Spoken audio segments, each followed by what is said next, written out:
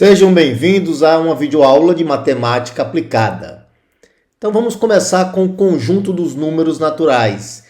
Esse conjunto ele teve origem com os antigos egípcios, partindo da necessidade de se efetuar cálculos rápidos e precisos, já que estava acontecendo muitos progressos naquela época, como por exemplo a construção das pirâmides, os quais marcaram o fim da pré-história.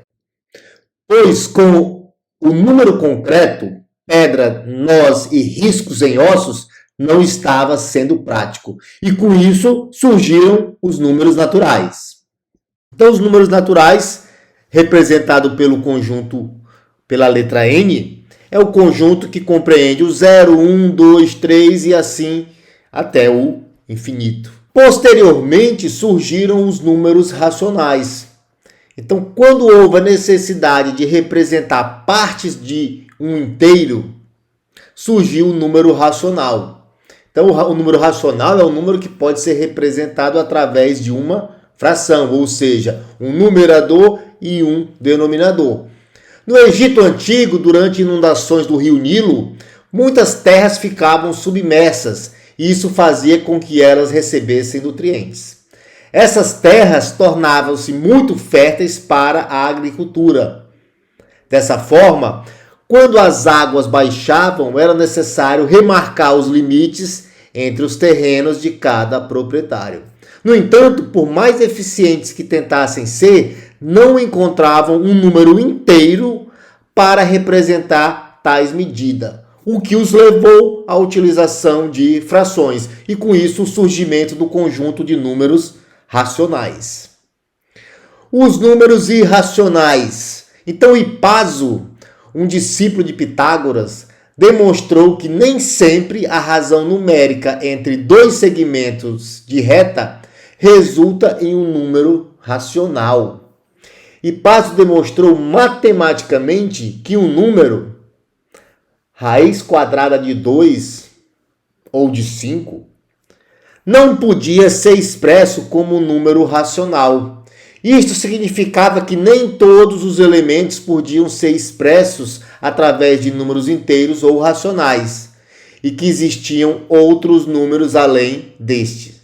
Surgiam o conjunto dos números irracionais. Então, nós temos o conjunto dos números naturais,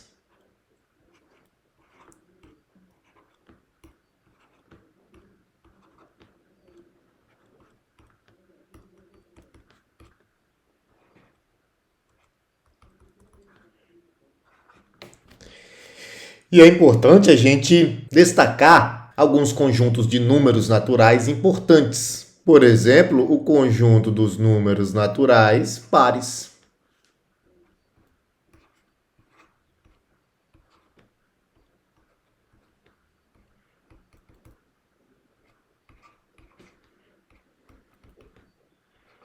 Outro conjunto de números naturais importante é o conjunto dos números naturais ímpares.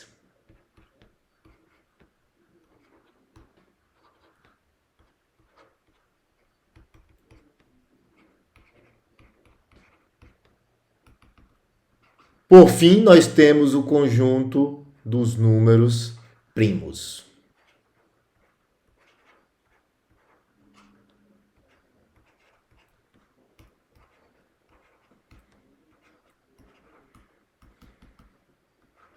Outro conjunto importante é o conjunto dos números inteiros.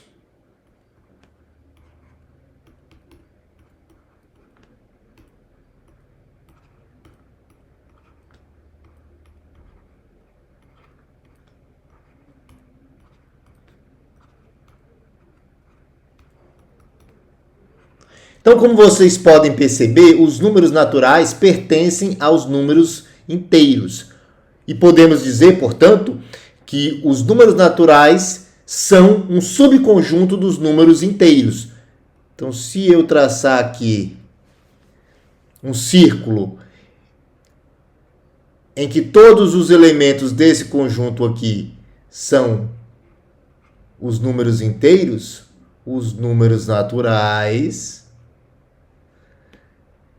estão contidos nos números inteiros. Se eu for agora representar os números inteiros através de uma reta,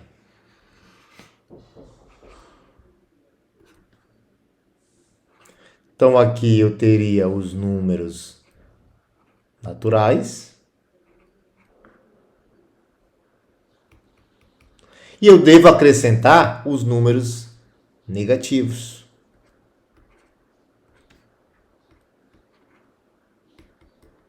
Então, desta forma, eu represento os números inteiros através de uma reta numérica. Então, aqui nós temos os números racionais,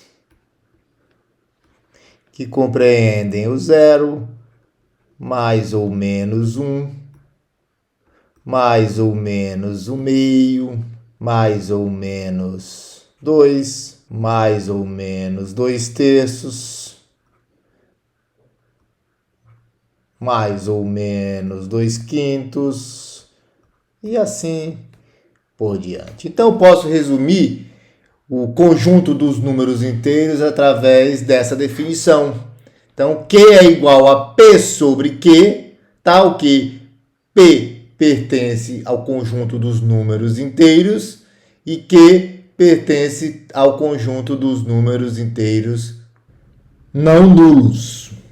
Então, nós vimos que existem os números racionais, em que eu consigo, através da relação entre dois números inteiros, representar o número através de uma fração. Porém, existem números que eu não consigo representá-los através de uma fração, e esses são os números irracionais.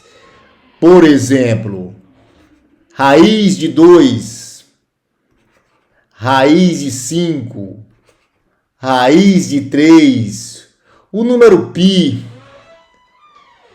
e assim sucessivamente, né? Então, o π é uma dízima periódica infinita, 3,14259, e ela é infinita. Trata-se de um número irracional. Portanto, o conjunto dos números reais, R, é formado pelos números racionais e pelos números irracionais. Então, esse conjunto é representado pela letra R, de tal forma que a união entre os números racionais e os números irracionais formam o conjunto dos números reais. Assim como a interseção entre os números racionais e os números irracionais é um conjunto nulo. Se o número real é racional, ele não é irracional e vice-versa. Então, agradeço a todos que assistiram essa videoaula e até a próxima.